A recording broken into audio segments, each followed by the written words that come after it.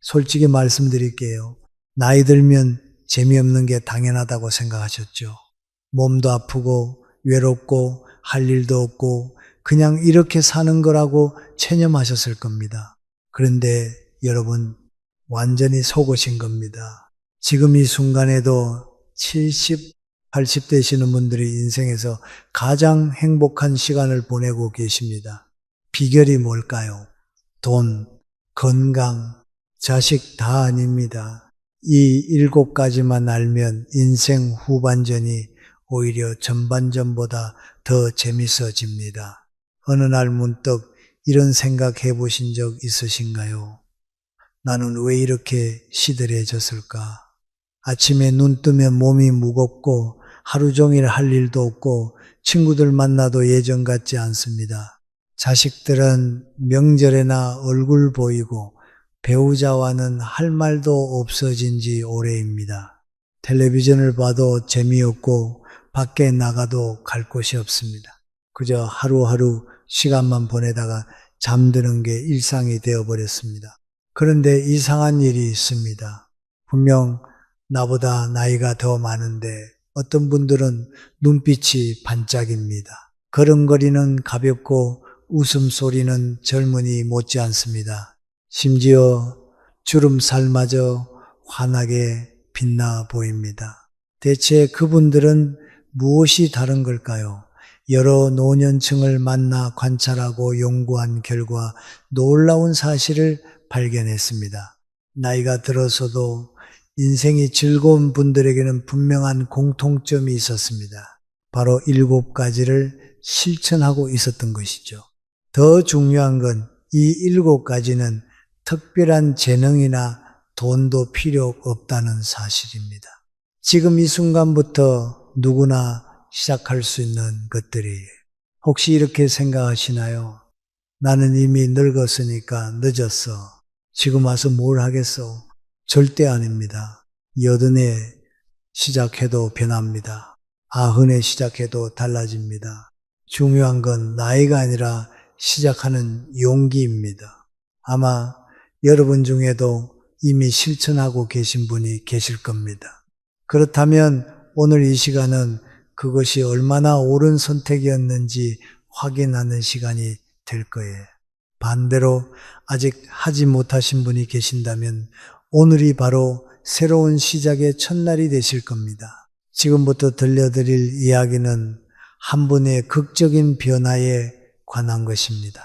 평생 무뚝뚝하고 불행하게 살던 분이 7가지를 알게 된 후 완전히 다른 사람이 되었습니다. 그 비밀이 무엇인지 지금부터 하나하나 풀어보겠습니다. 오늘 이 글이 여러분께 유익하다고 생각하시면 댓글에 네라고 적어주세요. 유익하지 않다고 생각하시면 노라고 적어주세요. 여러분의 솔직한 의견이 저는 더 발전하는 힘이 됩니다. 소중한 구독과 좋아요 부탁드립니다. 끝까지 시청하시면 인생이 바뀌는 순간을 경험하실 겁니다. 이제 75 최할아버지 이야기를 들려드리겠습니다. 최할아버지는 평생을 화를 내며 사셨습니다. 젊었을 때는 가난이 화가 났고 중년에는 인정받지 못하는 게 화가 났고 노년에는 모든 게 다 화가 났습니다. 아침에 눈 뜨면 짜증이 났고 밥을 먹어도 맛이 없고 사람을 만나도 불편했습니다. 자식들은 아버지를 피했습니다. 명절에도 일찍 가려고 했고 전화도 받기 싫어했습니다. 아내는 남편과 말을 섞지 않았습니다. 같은 집에 살지만 각방을 쓴 지 10년이 넘었습니다. 친구들도 하나둘 연락을 끊었습니다. 만날 때마다 불평과 욕만 하니 누가 좋아하겠습니까? 제 할아버지는 혼자였습니다. 아침에 눈 뜨면 천장만 바라보다가 일어났습니다. 하루 종일 텔레비전만 보다가 잠들었습니다. 말 한마디 안 하는 날이 일주일에 사흘이었습니다. 그렇게 2년을 보냈습니다. 어느 날이었습니다. 동네 경로당에 갔는데 낯선 어르신이 계셨습니다. 80이 넘어 보이는데 눈빛이 20살 청년 같았습니다. 최 할아버지가 물었습니다. 어르신, 연세가 어떻게 되십니까? 80세입니다. 그런데 왜 그렇게 밝으십니까? 그랬더니 그 어르신이 빙그레 웃으며 말씀하셨습니다. 나도 예전에는 자네처럼 불행했네. 70까지는 정말 죽고 싶을 만큼 힘들었어. 그런데 77에 어떤 분을 만났지. 그분이 나한테 7가지를 알려주더군. 그걸 실천했더니 인생이 완전히 바뀌었네. 지금은 매일 아침 눈 뜨는 게 기다려져. 제 할아버지는 그 말을 듣고 코웃음을 쳤습니다. 말도 안 되는 소리. 70 넘어서 뭐가 바뀐다고. 하지만 마음 한구석이 궁금했습니다. 정말로 바뀔 수 있을까? 나도 저렇게 웃으면서 살 수 있을까? 결국 최 할아버지는 그 어르신을 다시 찾아갔습니다. 그 7가지가 뭡니까? 그랬더니 어르신이 천천히 말씀하셨습니다. 첫째, 매일 웃어라. 둘째, 남 탓을 멈춰라. 셋째, 새로운 걸 배워라. 넷째, 자신을 칭찬하라. 다섯째, 적당히 거리를 둬라. 여섯째, 작은 것에 감사하라. 일곱째, 오늘을 살아라. 최 할아버지는 반신반의했습니다. 그래도 해볼 만한 게 없으니 시작했습니다. 첫날은 거울 보고 억지로 웃었습니다. 웃어서 진짜 웃음이 나왔어요. 이틀째는 남 탓하는 걸 참았습니다. 마음이 조금 편했습니다. 사흘째는 복지관의 수업에 등록했습니다. 손이 떨렸지만 재미있었습니다. 일주일이 지나자 신기한 일이 벌어졌습니다. 아침에 일어나는 게 조금 덜 괴로웠습니다. 2주일이 지나자 아내가 말을 걸었습니다. 오늘은 기분이 좋아 보이네요. 한 달이 지나자 둘째 아들이 전화했습니다. 아버지, 요즘 어떠세요? 석 달이 지나자 최 할아버지는 완전히 다른 사람이 되었습니다. 경로당에서 노래 자랑도 나가고 친구들과 여행도 다니고 손자들과 영상통화도 했습니다. 무엇보다 놀라운 건 아내와 손을 잡고 산책을 했다는 겁니다. 50년 결혼 생활에서 처음 있는 일이었습니다. 1년이 지난 어느 날이었습니다. 최할아버지는 그 80대 어르신을 다시 만났습니다. 어르신 고맙습니다. 덕분에 제 인생이 바뀌었습니다. 그랬더니 어르신이 말씀하셨습니다. 내가 한 게 아니네. 자네가 한 거지. 자네가 용기로 시작했기 때문이야. 이제 자네도 다른 사람들한테 알려주게. 늙어서도 인생은 재밌을 수 있다고.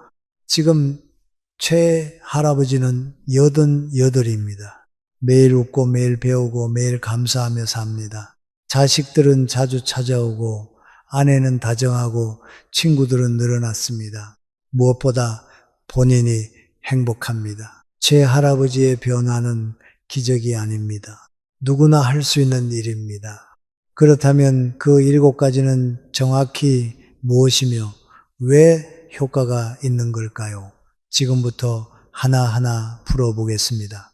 첫 번째, 매일 웃어라. 연구 결과에 따르면 아이들은 하루에 300번에서 400번을 웃습니다. 그런데 성인이 되면 하루 평균 15번으로 줄어듭니다. 60대 이후에는 하루에 한 번도 웃지 않는 분들이 많습니다. 왜 이렇게 된 걸까요? 웃을 일이 없어서가 아닙니다. 웃을 거리를 찾지 않게 된 것입니다. 심리학자들은 말합니다. 웃음은 감정이 만드는 것이 아니라 감정을 만드는 것이라고요. 즉 기분이 좋아서 웃는 게 아니라 웃어서 기분이 좋아진다는 겁니다. 억지로라도 웃으면 뇌는 지금 행복하구나 하고 착각합니다. 그래서 정말로 행복 호르몬이 분비됩니다. 한 노인병원에서 실험을 했습니다. 우울증 환자들을 두 그룹으로 나눴습니다.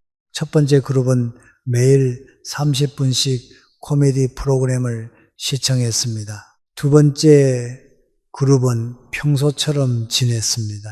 석 달 후는 놀라웠습니다. 첫 번째 그룹의 우울증 점수가 평균 40% 감소했습니다. 약물 치료 없이 말입니다. 더 놀라운 건 혈압이 낮아지고 면역력도 높아졌다는 겁니다. 웃음은 단순한 감정 표현이 아닙니다. 웃을 때 우리 몸에서는 엔도르핀이 분비됩니다. 천연 진통제죠. 동시에 스트레스 호르몬인 코르티솔은 감소합니다. 한번 크게 웃는 것이 15분간 조깅한 것과 같은 효과를 낸다는 연구도 있습니다. 그런데 더 신기한 사실이 있습니다. 진짜 웃음과 억지 웃음, 우리 뇌는 구별하지 못합니다. 거울 보고 억지로라도 하하 웃으면 뇌는 지금 행복하구나 하고 착각합니다. 그래서 정말로 기분이 좋아지는 겁니다. 두 번째, 남 탓을 멈춰라. 심리학에서 가장 강력한 스트레스 해소법이 있습니다. 바로 받아들이기입니다. 내 뜻대로 안 되는 게 당연하다는 걸 인정하는 겁니다. 자식은 자식의 인생이 있고 배우자는 나와 다른 사람입니다. 60년을 살았으면 이제 알아야 합니다. 사람은 안 바뀝니다. 인간 심리학에서 가장 흥미로운 발견 중 하나가 있습니다. 바로 기대가 클수록 실망도 크다는 법칙입니다. 우리가 스트레스를 받는 가장 큰 이유는 현실 자체가 아니라 현실과 기대 사이의 격차 때문입니다. 생각해 보세요. 자식이 내 뜻대로 안 돼서 속상한 건 내 뜻대로 되어야 한다는 기대가 있기 때문입니다. 배우자가 변하지 않아 답답한 건 변해야 한다는 기대를 버리지 못해서입니다. 연구에 따르면 부부 갈등의 80%는 충족되지 않은 기대 때문입니다. 남편이 이렇게 해줬으면, 아내가 저렇게 해줬으면 이런 기대가 실망을 만듭니다. 그런데 애초에 기대를 하지 않으면 실망할 일도 없습니다. 더 놀라운 건 기대를 버리고 받아들이면 오히려 상대방이 변한다는 겁니다. 왜 그럴까요? 사람은 자신을 있는 그대로 받아주는 사람 앞에서 가장 편안해지기 때문입니다. 편안해지면 마음이 열리고 마음이 열리면 자연스럽게 상대를 위하는 행동이 나옵니다. 이게 바로 받아들임의 역설입니다. 67 세정 여사님이 있었습니다. 남편은 돈을 잘 못 벌었고 친구들은 자랑이 심했고 자식들은 명절에나 볼 수 있었습니다. 처음엔 불평이 많았습니다. 그런데 어느 날 생각을 바꿨습니다. 그래, 남편이 돈은 좀 적게 벌어도 술 안 먹고 바람 안 피우잖아. 친구들이 자랑하는 건 그만큼 외로워서겠지. 자식들이 안 찾아오는 건 그만큼 열심히 산다는 뜻이겠지. 그렇게 생각을 바꾸자 신기하게도 주변 사람들이 달라 보이기 시작했습니다. 세 번째, 새로운 걸 배워라. 신경과학 연구에 따르면 인간의 뇌는 사용하지 않으면 급격히 퇴화합니다. 특히 나이 들수록 아무것도 하지 않으면 인지 능력이 빠르게 감소합니다. 치매 위험도 급증합니다. 반대로 새로운 것을 계속 배우는 사람들은 80대가 되어도 뇌가 젊은 사람 못지않게 활발히 작동합니다. 이 나이에 뭘 배워서 어디에 쓰나? 바로 이 생각이 노화를 부르는 가장 빠른 길입니다. 나이 때문에 늙는 게 아닙니다. 배움을 멈췄기 때문에 늙는 겁니다. 배움의 목적은 써먹기가 아닙니다. 배움 그 자체가 뇌를 살리고 삶에 활력을 불어 넣습니다. 신경과학자들은 말합니다. 새로운 것을 배울 때 뇌에서는 신경세포 간 연결이 새롭게 만들어진다고요. 이게 치매 예방에 가장 효과적입니다. 약보다 효과가 좋다고 합니다. 더 놀라운 건 배움이 우울증까지 예방한다는 거예요. 왜냐하면 새로운 걸 배우면 성취감을 느끼게 됩니다. 아, 나도 할 수 있구나. 이 느낌이 자존감을 높이고 삶의 의미를 만들어줍니다. 65세 한 여사님은 2년 전까지 공장에서 일했습니다. 허리 통증으로 일을 그만두고 집에만 계셨죠. 처음 1년은 이제 좀 쉬자며 편히 지냈지만 곧 허전함과 지루함이 찾아왔습니다.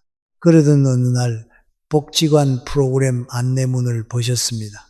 시니어 그림 교실 초급반 모집, 손재주는 없었지만은 그림을 한번 잘 그려보고 싶다는 생각은 항상 가지고 계셨죠.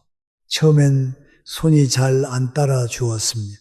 하지만 점점 세상을 다르게 보기 시작했습니다. 저 풍경은 어떤 색으로 표현할까? 다음엔 뭘 그려볼까? 3개월 후 한 여사님은 자신의 그림을 전시회에 출품했습니다. 입선은 못했지만 그 순간 정말 말할 수 없는 행복을 느꼈다고 하셨습니다. 네 번째, 자신을 칭찬하라. 심리학자들이 70대 시니어 300명에게 질문했습니다. 당신의 가치는 얼마입니까? 놀랍게도 70% 이상이 글쎄요, 잘 모르겠어요. 혹은 이제 다 늙어서 쓸모없죠 라고 답했습니다. 평생을 일하고 가족을 지키며 세금을 내고 사회에 기여하며 살아오신 분들이 정작 자신의 가치를 모른다고 말하는 현실, 이보다 슬픈 일이 있을까요? 그런데 연구 결과는 다릅니다. 한 사람이 70년 동안 세상에 기여한 가치를 경제적으로 환산했더니 무려 30억 원 이상이었습니다. 여러분이 살아온 그 수십 년은 그 자체로 엄청난 가치입니다. 뇌과학자들은 말합니다. 우리가 자기 자신을 칭찬할 때 뇌에서 도파민이 분비된다고요. 즉 남에게 칭찬받을 때와 똑같은 행복 호르몬이 나온다는 겁니다. 그런데 문제는 남들이 우리를 평가하는 게 아닙니다. 우리 스스로가 자신을 깎아내리는 게 문제입니다. 이제 다 늙어서 쓸모없지. 이 말 누가 합니까? 바로 본인입니다. 내 팔자가 원래 그렇지. 이 말도 누가 합니까? 역시 본인입니다. 이 말은 스스로에게 거는 저주입니다. 타인의 평가는 바꿀 수 없지만 내가 아는 자기 평가는 지금 당장 바꿀 수 있습니다. 작은 칭찬이라도 좋습니다. 중요한 건 습관처럼 나를 인정하는 일입니다. 5번째, 적당히 거리를 둬라. 결혼 50년 이상 된 부부 100쌍을 인터뷰한 결과가 있습니다. 행복한 부부들의 비결은 많이 대화하는 것이 아니었습니다. 오히려 적당히 거리를 두는 것이었습니다. 함께 있으면서도 서로의 공간을 인정하는 것입니다. 남편이 원하는 게 뭘까요? 아내가 이것저것 챙겨주는 거 아닙니다. 그냥 놔두는 겁니다. 아내가 원하는 게 뭘까요? 남편이 로맨틱하게 대해주는 거 아닙니다. 잔소리 안 듣는 겁니다. 서로 놔두는 것, 이게 노년 부부의 지혜입니다. 한 80대 여성분이 이런 말씀을 하셨어요. 남편에게 하루에 3번만 말을 걸어요. 밥 먹어요. 약 드세요. 잘 자요. 이것만 해도 충분해요. 나머지는 놔둬요. 심리학자 칼 로저스는 말했습니다. 공감은 상대의 감정을 있는 그대로 되풀이하는 것이라고요. 힘들어하면 힘들구나. 짜증나하면 짜증나는구나. 속상해하면 속상하구나. 이렇게 단순히 되풀이하는 것만으로도 상대는 이 사람은 날 이해해 준다고 느낍니다. 한 60대 부부가 있었습니다. 평생 부부 싸움이 잦았지만 공감 대화법을 배우고 난 뒤 관계가 달라졌습니다. 아내가 말했죠. 오늘 친구 만나서 기분이 안 좋아서 예전에 남편이라면 왜 무슨 일이 있었어? 라고 물었을 겁니다. 이제는 이렇게 말합니다. 기분이 안 좋았구나. 이렇게 바꾸자. 신기하게도 아내가 편안하게 속마음을 털어놓기 시작했습니다. 6번째, 작은 것에 감사하라. 감사는 가장 강력한 행복의 열쇠입니다. 없는 것에 연연하지 말고 있는 것을 세어보는 겁니다. 남편이 자상하진 않아도 건강하다는 것, 자식이 자주 안 찾아와도 잘 살고 있다는 것, 이런 것들 말입니다. 심리학 연구에 따르면 감사 훈련을 한 달만 해도 행복도가 25% 올라간다고 합니다. 감사는 관점을 바꿉니다. 없는 것이 아니라 있는 것을 보게 만듭니다. 7번째, 오늘을 살아라. 과거는 이미 지나갔고 미래는 아직 오지 않았습니다. 우리에게 주어진 건 오늘뿐입니다. 오늘 하루를 재밌게 사는 것, 그게 인생을 재밌게 사는 비결입니다.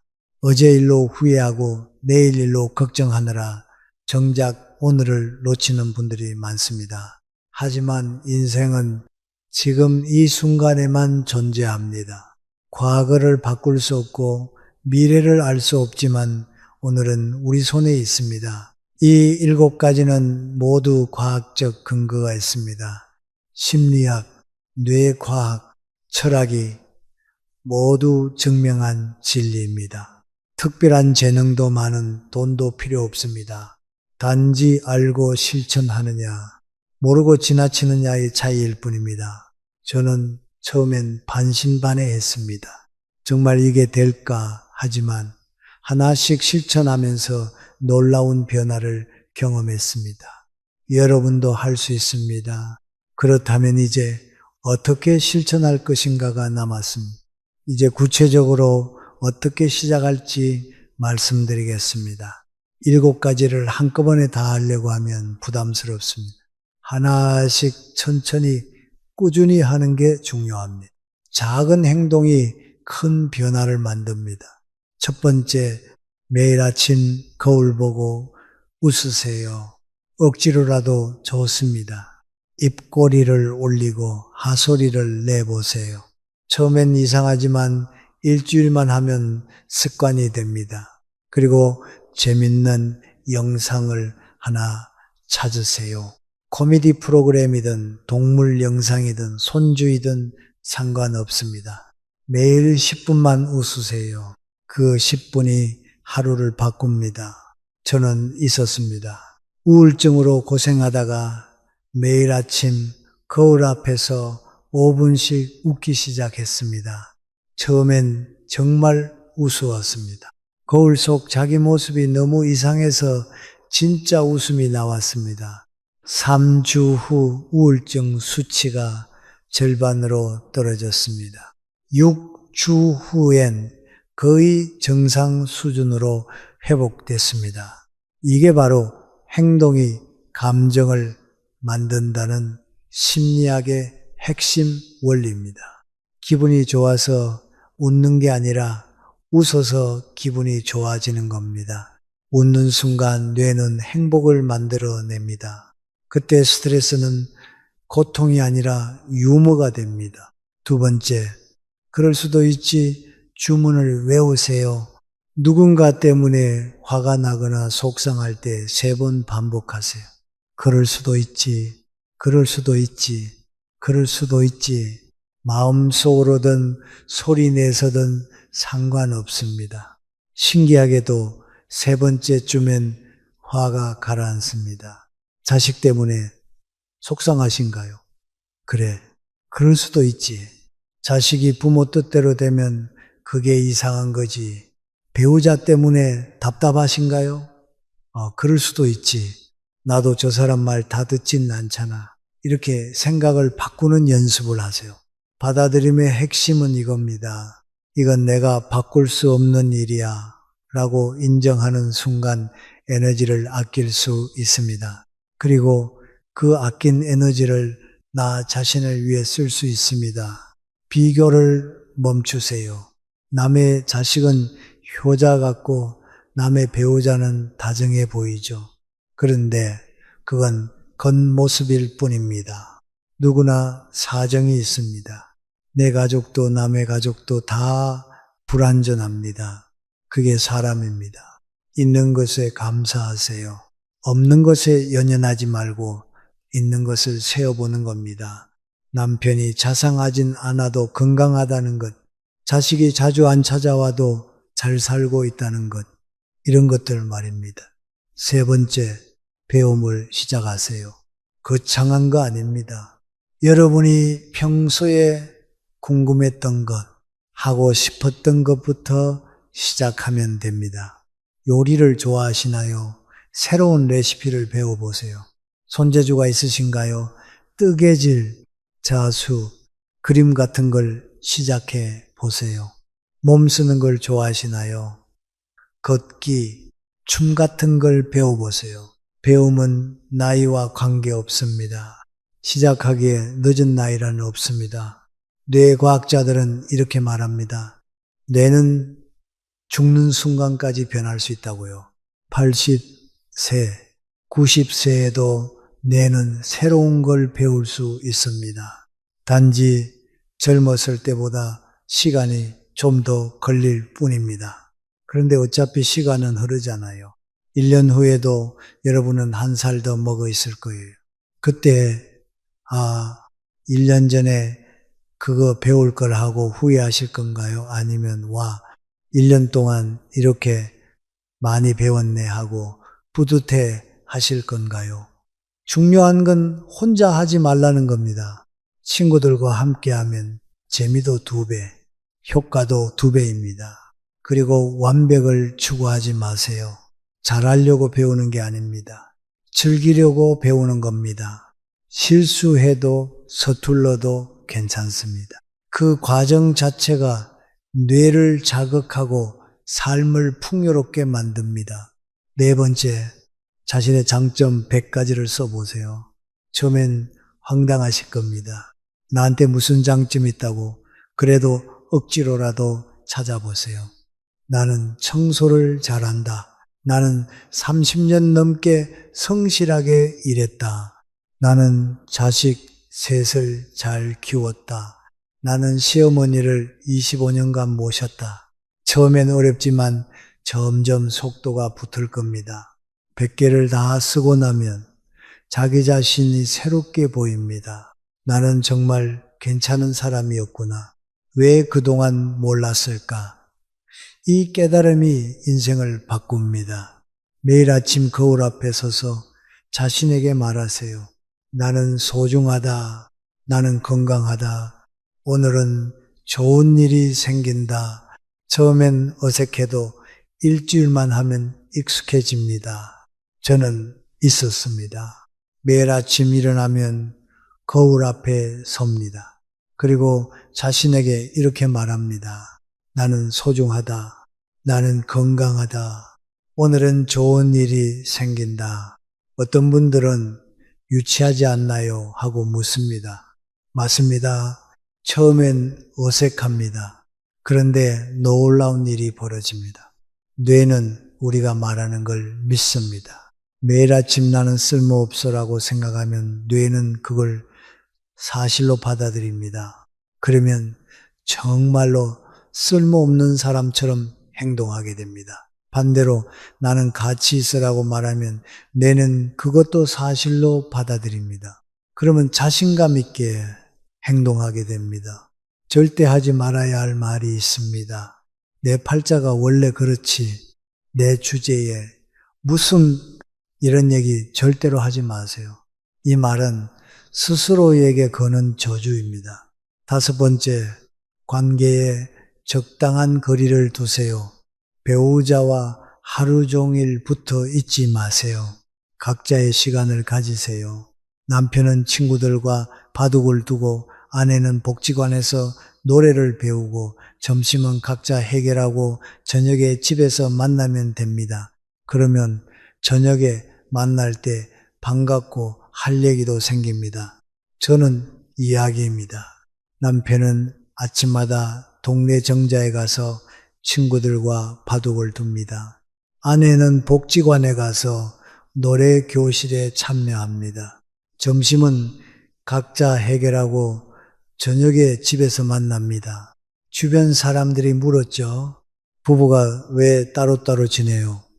사이가 안 좋아요? 그랬더니 두 분이 웃으며 대답했습니다. 아니에요. 이렇게 떨어져 있으니까 저녁에 만날 때 반갑고 좋아요. 할 얘기도 생기고요. 이게 바로 성숙한 거리의 기술입니다.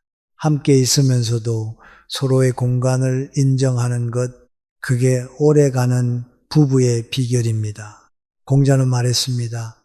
군자의 사귐은 물과 같이 담백하고 소인의 사귐은 술과 같이 달다. 진정한 관계는 끈적하지 않습니다. 적당한 거리가 오히려 관계를 오래 유지합니다. 자식들에게도 마찬가지입니다.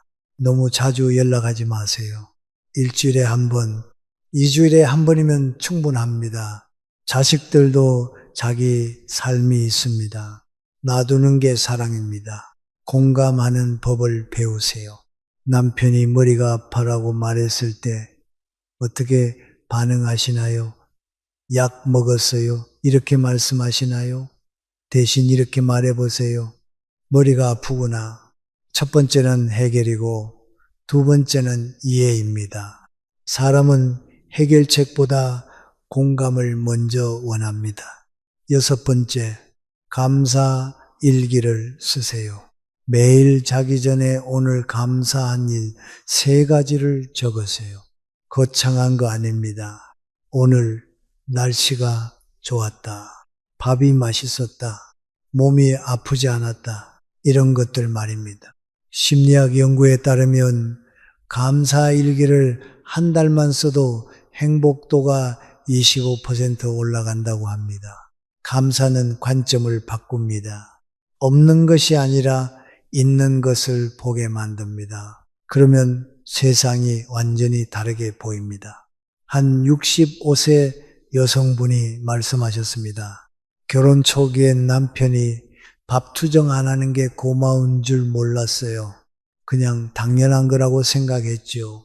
그런데 나이 들어서 보니 뭘 해줘도 잘 먹어주는 남편이 얼마나 고마운 사람인지 알겠더라고요.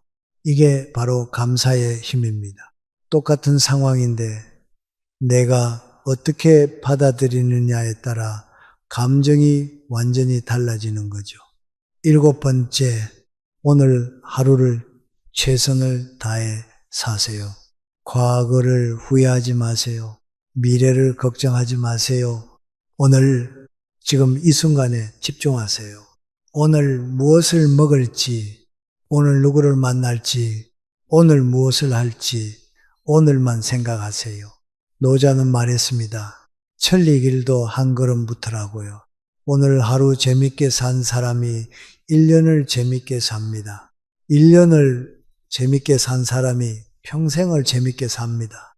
장자도 이렇게 말했습니다. 과거는 이미 사라졌으니 잡을 수 없고 미래는 아직 오지 않았으니 기다릴 수 없으니 오직 현재만이 우리가 사는 시간이라고요. 여러분, 7가지를 한꺼번에 다 하지 않아도 됩니다.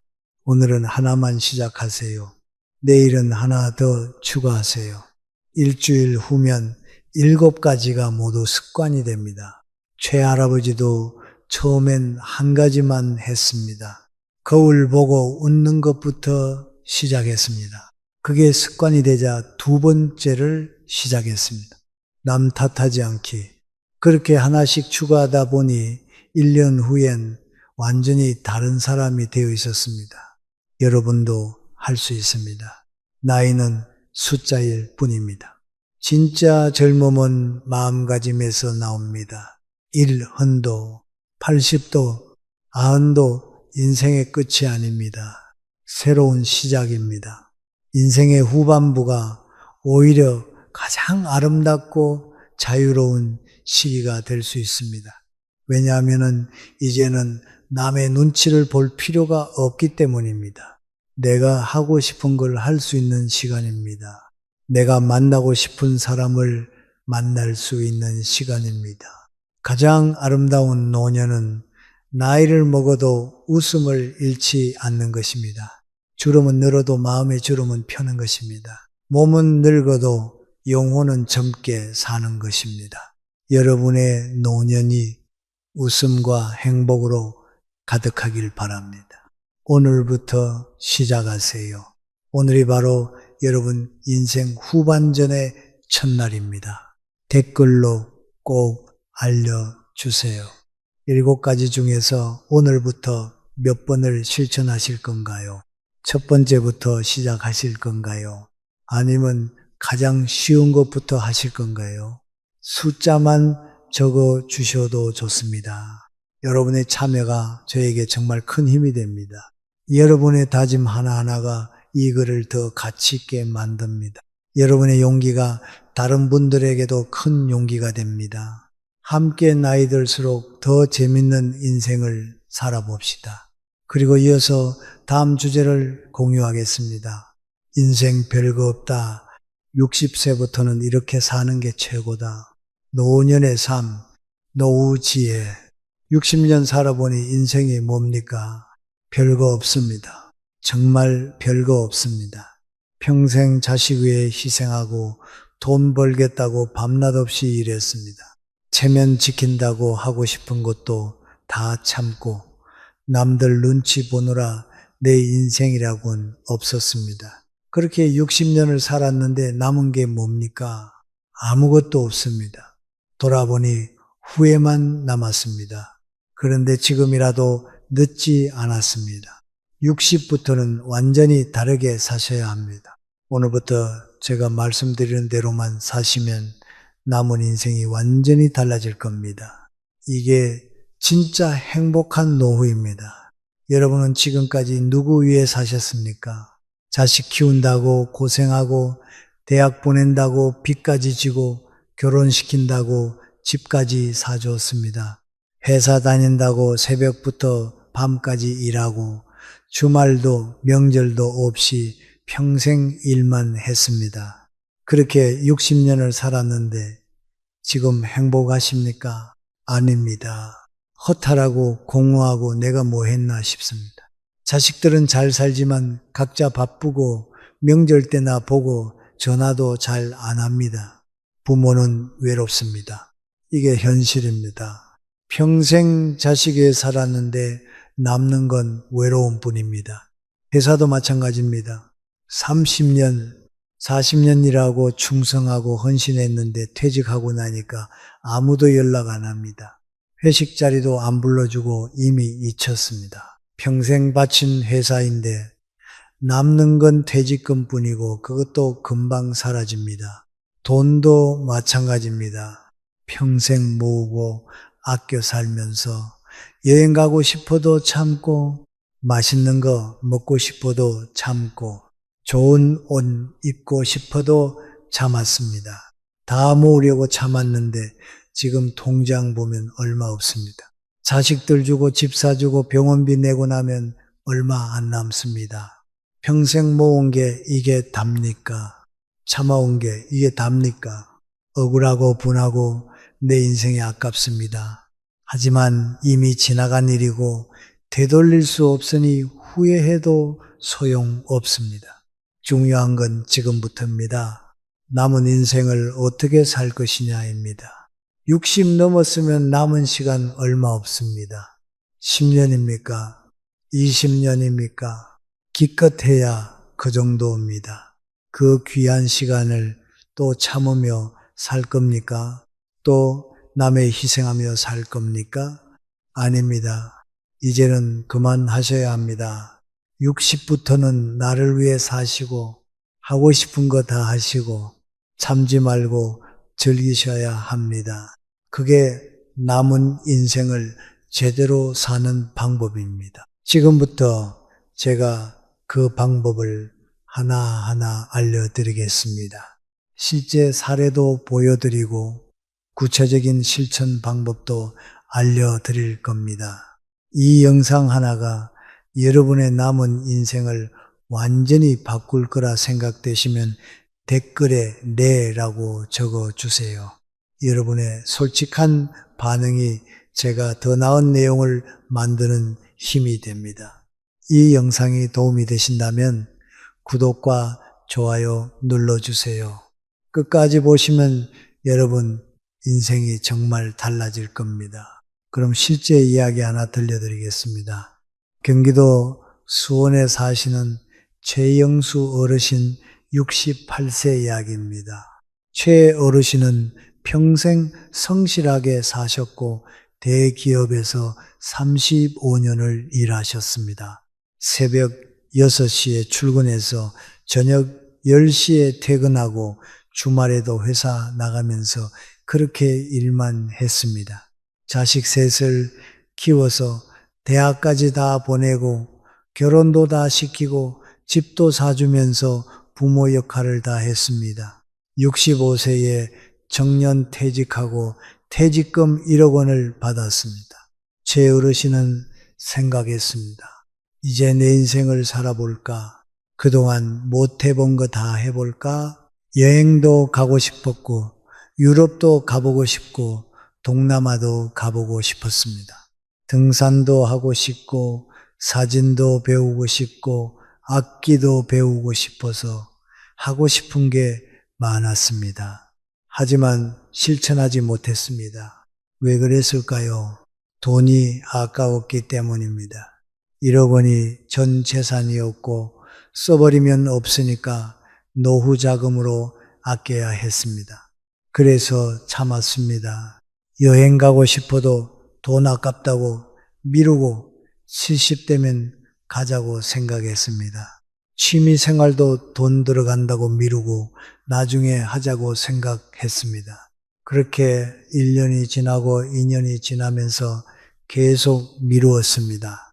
68세 되던 해 봄 어느 날 아침 최 어르신은 쓰러졌습니다. 뇌경색이었습니다. 응급실로 실려가서 다행히 목숨은 건졌지만 후유증이 왔습니다. 오른쪽 팔다리에 힘이 없어서 걷기 힘들고 지팡이를 짚어야 했습니다. 말도 어눌해지고 발음이 정확하지 않았습니다. 병원에서 석 달 입원하면서 재활치료를 받아서 조금 나아졌지만 예전 같지 않았습니다. 여행은 꿈도 못 꾸게 됐습니다. 비행기를 못 타고 오래 걷지도 못하니까 취미생활도 못합니다. 악기를 잡을 힘이 없고 등산도 못 가는데 다리에 힘이 없기 때문입니다. 최 어르신은 병원 침대에 누워서 울었습니다. 왜 미뤘을까? 65세 때 갈 걸 그랬다고 후회하고 66세 때라도 갈 걸 그랬다고 눈물 흘렸습니다. 돈 아끼려다 건강을 잃었습니다. 통장에는 9천만 원이 있는데 거의 안 썼지만 소용없습니다. 쓸 수가 없으니까요. 여행 못 가고 취미생활 못 하는데 몸이 안 되기 때문입니다. 건강 잃으면 끝입니다. 돈 있어도 소용없습니다. 최 어르신은 지금 70세인데 매일 집에만 있습니다. 재활치료 받으러 병원 가는 게 다이고 텔레비전을 봅니다. 여행 프로그램 나오면은 울면서 내가 갈 수 있었는데 왜 안 갔을까 후회합니다. 음악 프로그램 나오면 한숨 쉬면서 나도 악기 배울 수 있었는데 왜 안 배웠을까 후회합니다. 매일 후회만 합니다. 최 어르신의 부인이 말합니다. 여행 한번 갈 걸 그랬다고. 돈 아껴서 뭐 하냐고. 건강할 때 다 쓸 걸 그랬다고 후회합니다. 최 어르신은 제게 말했습니다. 여러분은 미루지 말라고 하고 싶은 거 당장 하라고 내일은 늦다고 경고했습니다. 오늘 하라고 조언하고 건강할 때 다 하라고 말했습니다. 돈 아끼지 말라고, 돈은 쓰라고 있는 거라고 했습니다. 제 어르신의 이야기는 특별한 게 아닙니다. 지금 이 순간에도 수많은 분들이 똑같이 미루고 계시고 하고 싶은 거 다 참고 계십니다. 나중에 하겠다고 생각하고 계시지만 나중은 없습니다. 내일 무슨 일이 일어날지 모르고 다음 달 건강할지 아무도 모릅니다. 여러분은 어느 쪽을 선택하시겠습니까? 최영수 어르신의 이야기에서 우리가 배워야 할 교훈은 명확합니다. 미루지 말고 오늘 하라는 것, 하고 싶은 것 참지 말라는 것입니다. 60 넘으면 남은 시간이 얼마 없는데 그 귀한 시간을 참으며 보내지 말라는 겁니다. 평생 남 위에 살았으면 이제 나를 위해 살라는 것이 핵심입니다. 왜 이렇게 살아야 할까요? 심리학적으로 보면 명확한데 사람은 한 일보다 하지 않은 일을 더 후회합니다. 실패한 것보다 시도하지 않은 것을 더 후회하는데 이걸 후회 이론이라고 합니다. 나이 들어서 돌아보면은 한 것은 후회가 덜한데 실패했어도 해봤으니까 괜찮습니다. 하지만 하지 않은 것은 평생 후회하면서 그때 할 걸 그랬다고 평생 후회합니다. 제 어르신이 바로 그런 경우입니다. 여행 갔으면 후회 안 했을 텐데 비록 돈 들었어도 추억은 남았을 겁니다. 하지만 안 가서 후회만 남았고 평생 후회하며 살게 됐습니다. 여러분은 어떻습니까? 하고 싶은데 미루고 있는 거 없으십니까? 나중에 하겠다고 생각하고 있는 거 없으십니까? 그거 나중에 하면 후회합니다. 오늘 하세요. 지금 하세요. 철학적으로 보면 더 명확합니다. 인간은 유한한 존재라서 언젠가 죽고 시간이 무한하지 않습니다. 특히 60 넘으면 더, 그런데 남은 시간이 정해져 있습니다. 그런데 그 시간을 참으며 산다는 건 말이 안 되는데 자기 삶을 포기하는 것이고 존재를 부정하는 겁니다. 프랑스 철학자가 말했습니다. 인간은 자유롭도록 선고받았다고 했습니다. 무슨 뜻일까요? 우리는 선택할 수밖에 없다는 뜻입니다. 어떻게 살 것인가 선택해야 한다는 뜻입니다. 남을 위해 살 것인가, 나를 위해 살 것인가, 참으며 살 것인가, 즐기며 살 것인가, 미루며 살 것인가, 오늘 실천하며 살 것인가, 선택은 여러분 몫입니다. 하지만 선택하지 않는 것도 선택이고 미루는 것도 선택입니다. 그 선택의 결과는 여러분이 책임져야 하는데 후회하며 살게 될지 만족하며 살게 될지는 오늘 여러분의 선택에 달렸습니다. 이제 보편적인 이야기를 해보겠습니다. 모든 어르신들이 똑같습니다. 평생 참고 살았고 자식 위해 희생하고 회사 위해 헌신하고 체면 때문에 무리했습니다. 그렇게 60년을 살았는데 지금 행복한 사람이 몇 명이나 됩니까? 대부분 후회하며 살고 허탈해하고 공허해합니다. 왜 그럴까요? 자기 인생을 살지 못했기 때문입니다. 남의 인생을 살았고 자기를 위한 선택을 하지 못했기 때문입니다. 하지만 아직 늦지 않았습니다. 60부터라도 바꾸면 되고 이제부터라도 나를 위해 살면 됩니다. 하고 싶은 거 다 하고 참지 않으면 됩니다. 그럼 어떻게 해야 할까요? 구체적인 방법이 필요합니다. 막연하게 살면 안 되고 실천할 수 있는 방법이 있어야 합니다. 첫째, 하고 싶은 거 목록을 만드세요. 종이에 적으시는데 가고 싶은 곳, 배우고 싶은 것, 먹고 싶은 것, 만나고 싶은 사람을 다 적으세요. 10개든 20개든 적으세요. 둘째, 우선순위를 정하세요. 제일 하고 싶은 거 5개만 고르시면 그게 여러분의 목표입니다. 셋째, 실천 계획을 세우세요.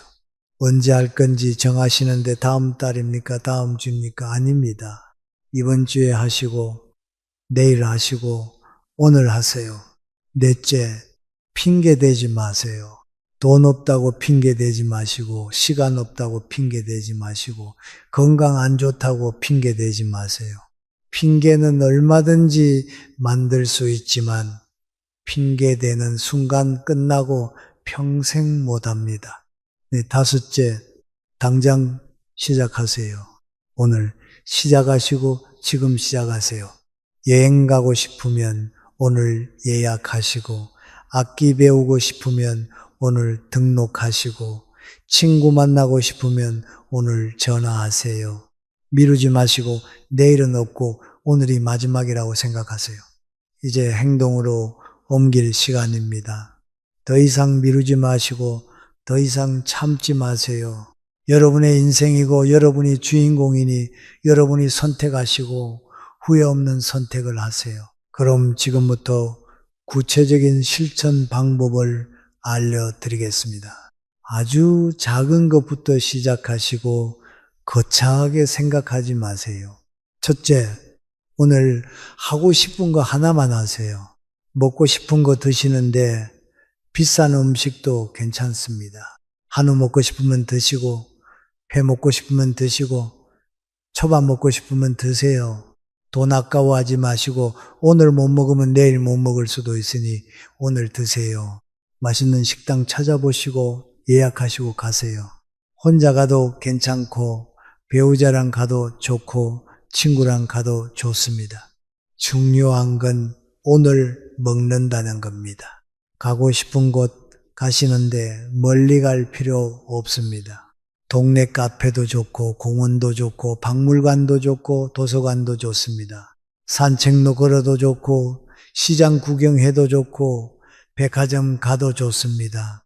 혼자 가도 괜찮으니 혼자만의 시간을 즐기세요. 커피 한 잔 마시면서 사람 구경하는 것도 좋고 벤치에 앉아서 하늘 보는 것도 좋습니다. 그냥 밖에 나가는 것만으로도 기분이 달라집니다. 입고 싶은 옷 입으시는데 새 옷 사시고 밝은 색도 입고 예쁜 옷도 입으세요.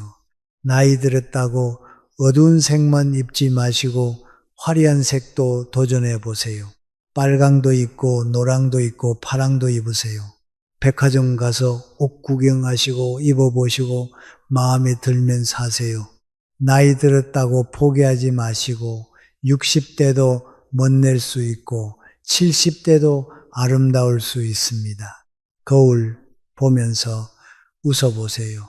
내가 이렇게 멋있었나 싶을 겁니다. 둘째, 작은 도전을 시작하세요. 배우고 싶었던 거, 배우시는데 악기, 배우고 싶으면 등록하시고 그림 그리고 싶으면 화구 사시고 춤추고 싶으면 댄스 교실 가세요.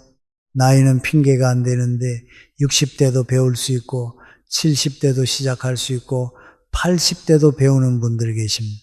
중요한 건 시작하는 겁니다. 처음엔 서툴고 실수도 많이 하겠지만 괜찮습니다. 다른 사람들도 다 처음엔 서툽니다. 비교하지 마시고 여러분 속도대로 배우세요. 배우는 과정 자체가 즐거움이니 완벽할 필요 없고 즐기면 됩니다. 한 달에 한 곡 배우면 1년이면 12곡입니다. 2년이면 24곡이고 그렇게 쌓이면 레퍼토리가 생깁니다. 친구들 앞에서 연주할 수도 있고 손주들 앞에서 보여줄 수도 있습니다. 그럼 얼마나 뿌듯하겠습니까? 그림도 마찬가지입니다.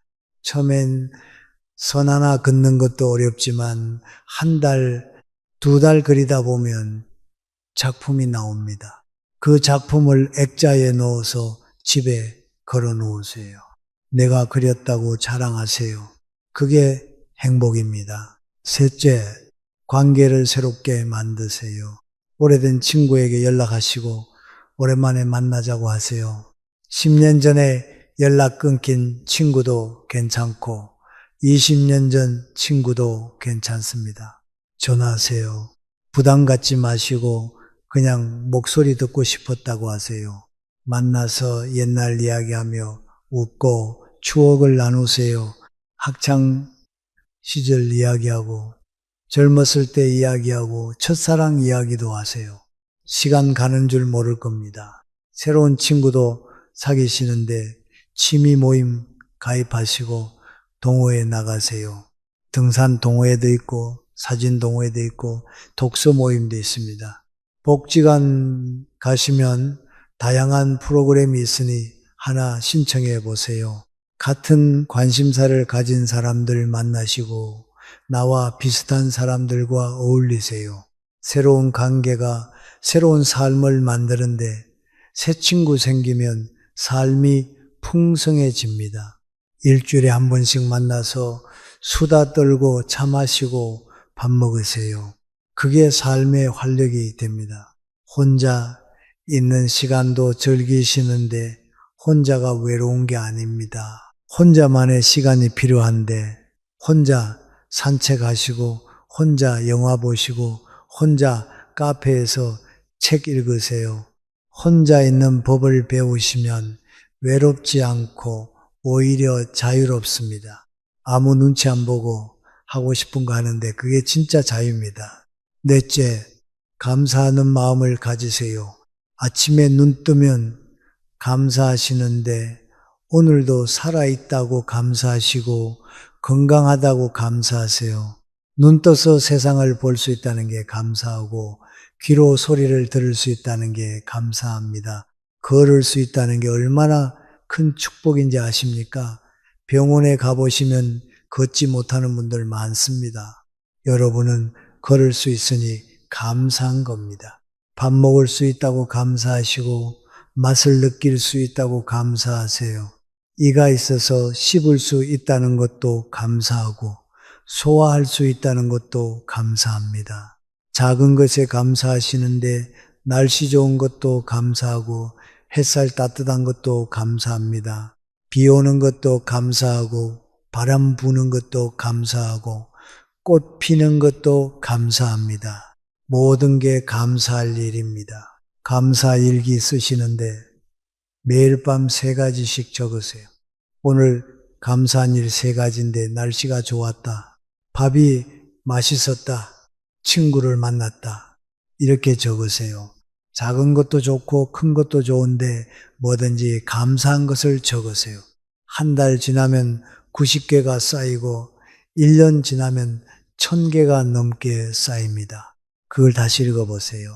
내 인생에 감사할 일이 이렇게 많았구나 깨닫게 됩니다. 감사가 습관이 되면 행복해지는데 같은 상황도 감사하면 행복하고 불평하면 불행합니다. 여러분이 선택하세요.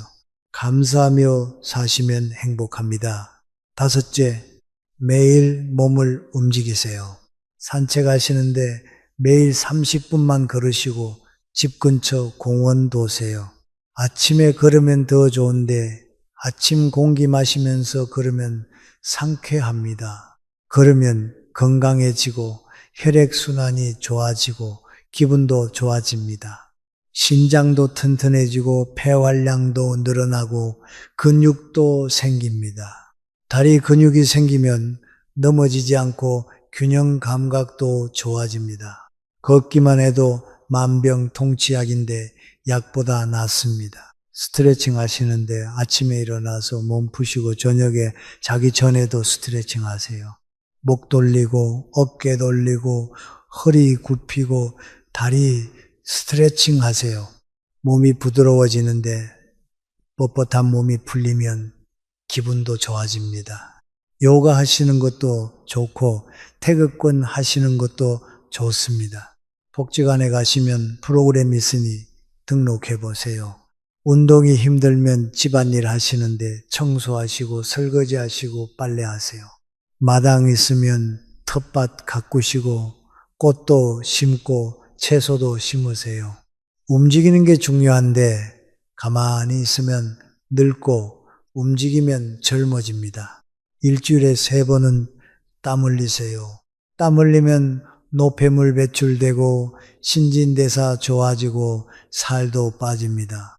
건강해지는 게 느껴질 겁니다. 여섯째, 웃으며 사세요. 매일 웃으시는데 억지로라도 웃으시고 거울 보고 웃으세요. 웃는 얼굴 만드시면 웃으면 기분 좋아지고 스트레스 풀리고 건강해집니다. 웃으면 엔도르핀이 나오는데 이게 행복 호르몬입니다. 면역력도 높아지고 혈압도 낮아지고 심장도 튼튼해집니다. 웃음이 최고 명약인데 돈도 안 들고 부작용도 없습니다. 코미디 프로그램 보시고 웃긴 영화 보시고 개그 콘서트 보세요. 유튜브에 웃긴 영상 많으니 찾아보시고 매일 10분씩 보세요. 친구들과 만나서 웃으시는데 옛날 실수담 이야기하고 웃긴 에피소드 나누세요. 배꼽 잡고 웃으세요. 눈물 나도록 웃으세요. 웃고 나면 속이 시원합니다. 심각하게 살지 마시는데 60 넘었으면 이제 가볍게 사세요. 작은 일에 화내지 마시고 우선 넘기세요. 누가 실수해도 우선 넘기고 내가 실수해도 우선 넘기세요. 유머 감각 가지시는데 농담도 하시고 재미있는 이야기도 하세요. 사람들이 여러분과 있으면 즐겁다고 느끼게 만드세요. 고대 그리스 철학자 에피쿠로스는 이렇게 말했습니다. 즐거움이 좋은 삶의 시작이자 끝이다. 무슨 뜻일까요? 인생의 목적은 즐거움이라는 뜻이고 행복하게 사는 게 목적이라는 뜻입니다. 여러분도 마찬가지인데 60 넘으면 즐겁게 사시고 행복하게 사시고 참지 마세요. 고통받으려고 사는 게 아니고 행복하려고 사는 겁니다. 중국 철학자 노자는 이렇게 말했습니다. 만족할 줄 아는 사람은 항상 만족한다. 무슨 뜻일까요? 작은 것에 만족하면 행복하다는 뜻이고 큰 걸 바라지 말라는 뜻입니다. 있는 것에 감사하라는 뜻인데 여러분도 마찬가지입니다. 작은 것에 만족하시고 있는 것에 감사하시면 행복합니다. 남들과 비교하지 마시고 여러분 인생에 집중하세요. 독일 철학자 니체는 이렇게 말했습니다. 춤출 수 없는 날은 헛되이 보낸 날이다. 무슨 뜻일까요? 매일 즐겁게 살라는 뜻이고 춤추듯 가볍게 살라는 뜻입니다. 여러분도 마찬가지인데 매일 즐겁게 사시고 가볍게 사시고 웃으며 사세요. 무거운 짐 내려놓으시고 가볍게 사시는데 이제 어깨에 짊어진 짐 내려놓을 때입니다. 책임감도 내려놓고 의무감도 내려놓고 체면도 내려놓으세요. 가볍게 사시면 행복합니다. 미국 철학자 헨리 데이빗 소로는 이렇게 말했습니다. 대부분의 사람들은 조용한 절망 속에서 살아간다. 무슨 뜻일까요? 많은 사람들이 불행하게 산다는 뜻입니다. 하고 싶은 거 못하고 참으며 살면서 절망한다는 뜻입니다. 여러분은 그렇게 살지 마세요. 조용한 절망 속에서 살지 마시고 시끄러운 행복 속에서 사세요. 웃고 떠들고 즐기면서 사세요. 지금 이 순간부터 시작하세요. 내일 아침 일어나면 하고 싶은 거 하나 하시는데 작은 거부터 시작하세요. 맛있는 거 드시고 가고 싶은 곳 가시고 만나고 싶은 사람 만나세요. 배우고 싶은 거 배우시는데 미루지 마시고 오늘 하시고 지금 하세요. 계획만 세우지 마시고 실천하신데 행동이 중요합니다. 여러분의 인생이고 여러분이 주인공이니 후회 없이 사시고 행복하게 사세요. 60부터는 나를 위해 사시고 남 눈치 보지 마시고 하고 싶은 거 다 하세요. 인생은 별거 없습니다. 그러니 별거 아닌 것에 목숨 걸지 마시고 즐기세요. 이제 댓글로 알려주세요. 제가 말씀드린 6가지 방법 중에서 내일부터 실천하실 것이 몇 번인지 적어주세요. 한 번이든 3번이든 6번 전부든 상관없는데 여러분의 다짐이 저에게 큰 힘이 됩니다. 그리고 그 다짐이 여러분 스스로에게도 약속이 되는데 댓글에 적으시면 지킬 확률이 높아집니다. 여러분의 참여가 채널을 더 유익하게 만들고 더 많은 분들에게 도움을 줄 수 있습니다. 댓글 하나하나가 저에게는 큰 응원이고 다른 분들에게는 용기가 됩니다. 앞으로도 여러분의 하루가 조금 더 행복하고 조금 더 즐겁고 조금 더 의미 있길 바랍니다. 오늘부터 나를 위해 사는 하루가 되시고 내일부터 웃으며 사는 하루가 되세요. 여러분은 소중한 사람이고 여러분은 행복할 자격이 있는 사람이고 여러분은 사랑받을 가치가 있는 사람입니다. 끝까지 포기하지 마시고 끝까지 즐기면서 사시고 끝까지 웃으면서 사세요. 여러분의 남은 인생이 지금까지보다 100배, 1000배 행복하길 진심으로 바랍니다.